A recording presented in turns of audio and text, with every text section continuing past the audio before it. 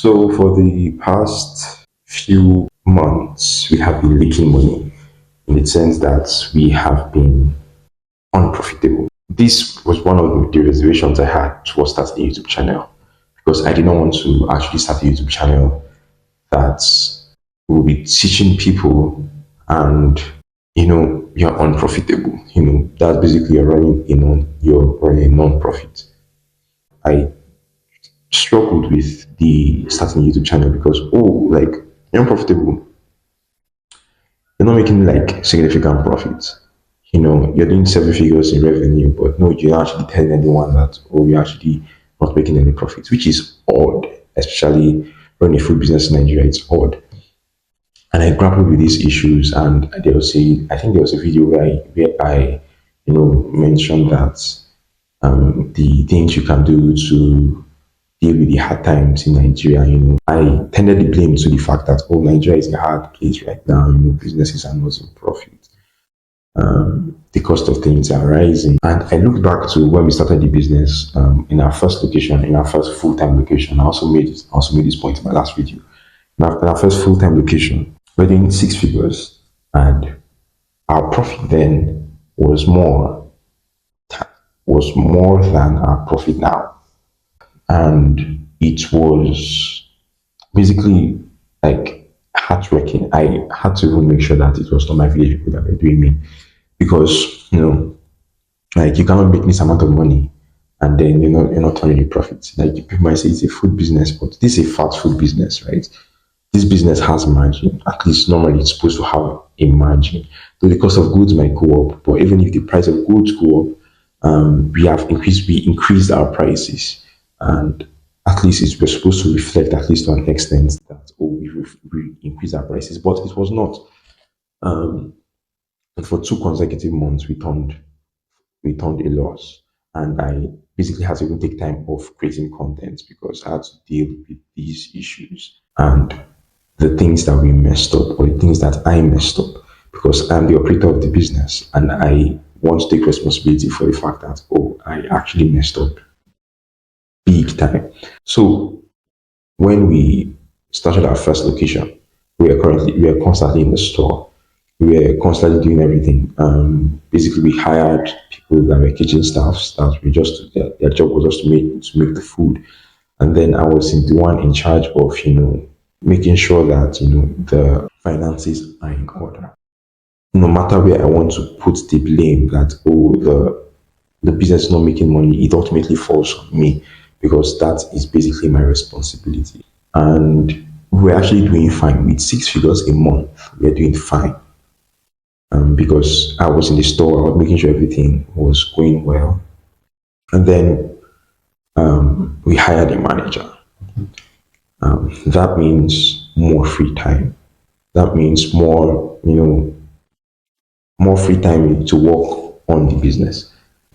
At least that's what I told myself. Like I was going to work on the business. I was going to, focus on things to grow the business, which I did. But I made the mistake of abdicating responsibility. When we had a manager at first, it was fine. And I usually had the issue of, an attitude issue, in the sense of, my character type. People classify me as a choleric. I was very forceful, very persistent, and I desperately wanted to change. And we created an environment in the business where we created a kind of free way for our employees, for our managers to voice their opinions. Where I'm going to is the fact that created a certain level of laxity, because I did not want to offend you, because I did not want to hurt your feelings. I was now not taking accountability. I was now not accountable for many things. I could not fathom that people could steal from me, because I felt that the processes and systems I've put in place were top notch. Like nobody could steal. I even outsourced, the bookkeeping. I made a video about all this stuff, so you can look back and see the crap I was talking about. I made a video about this stuff, about bookkeeping and how you to outsource. And I did that. But the thing is, there was nothing wrong in outsourcing, right? But the problem was in the fact that I was now no longer holding people accountable. I was no longer holding people. I think this was the constraint of the business because the constraint of the business was not getting new customers. Because the more we get customers, the more we spend. I was like, why is this expenses as much as our income? It's not supposed to be so in any way. We can blame Nigeria all we want, but I did the food cost. I calculated the food cost. Like, oh, we use this stuff. How much does this stuff cost? And we charge this amount of money for this stuff. At least we're supposed to be turning in a significant amount of profit. At least. One thing about this stuff is your profit statement and your profit and loss statements do not lie. Right?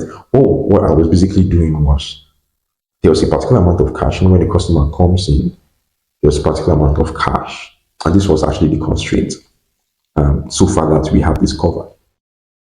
And every day, right, the expenses that comes out from the store was incredibly high. Now, we give a leeway for our managers. Our managers were giving the leeway to know if things are necessary in the store. You don't need to tell me, I trust your judgment, make the right call. Because I've invested so much in you that I can trust your judgment.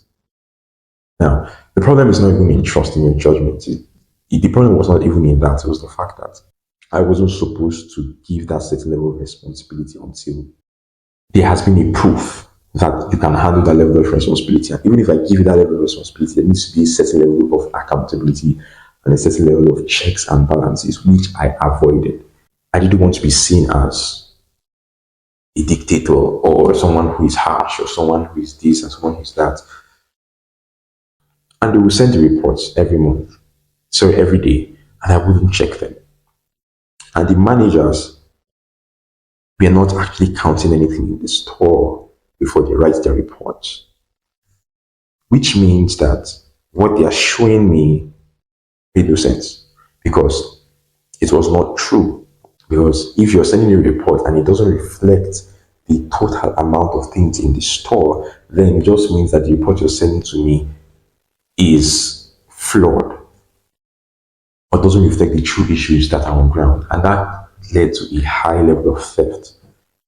Maybe not even on the manager's part, maybe it is, maybe it's not, but it's led to a certain level of theft because the cash that comes in, you can be able to manipulate the figures anyhow you see fit. And if they're not counting the things that are in the store, then you are basically cashing out.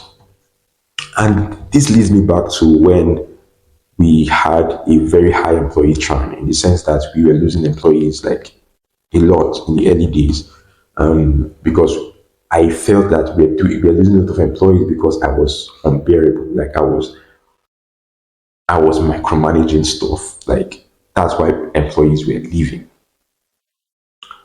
But then we now said, okay, that's the constraints that we want to fix. We want to fix employee churn. Okay, what are the things you're going to do for employee churn? You're going to make our staff feel loved. You're going to make our staff feel like, oh, they belong here. You're going to do a lot of things, a lot of benefits to working with us and that kind of thing. Did it solve the issue? Yes, it did.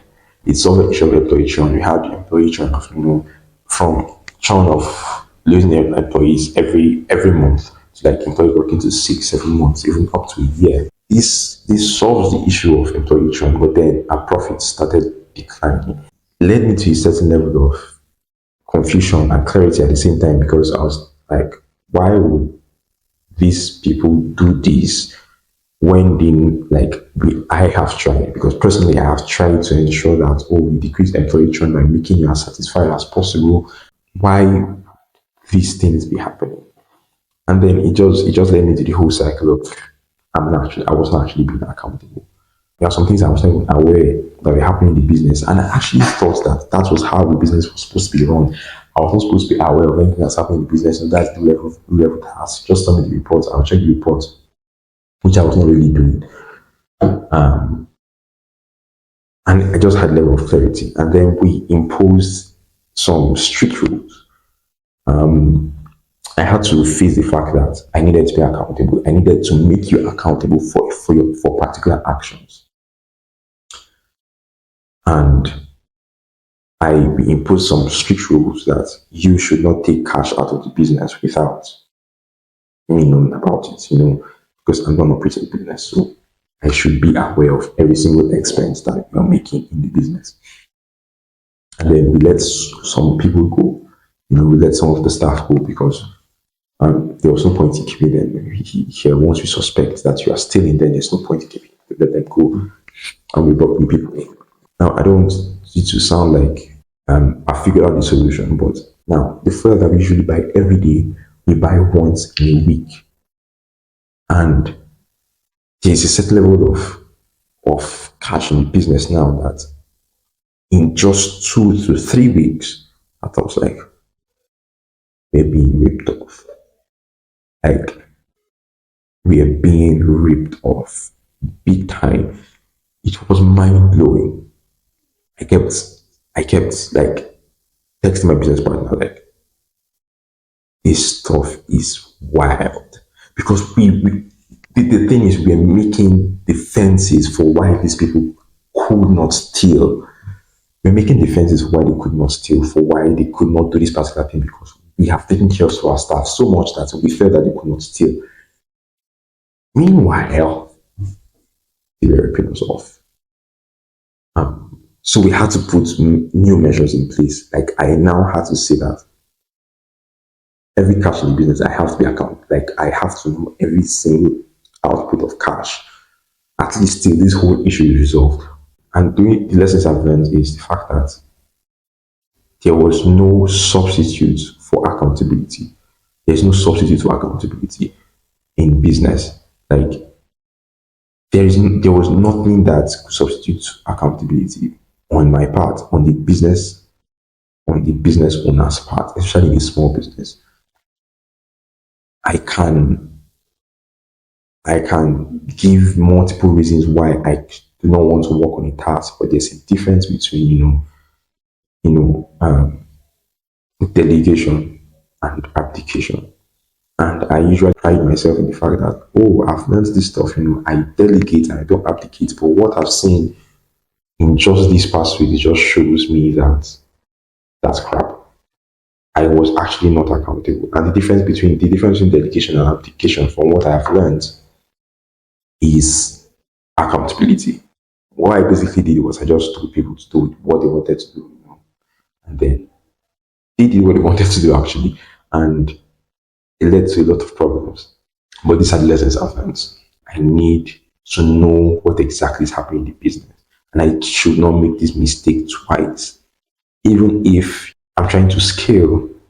But there needs to be a level of accountability in the sense that you need to know exactly what's going on in each location, at least in terms of money in and money out.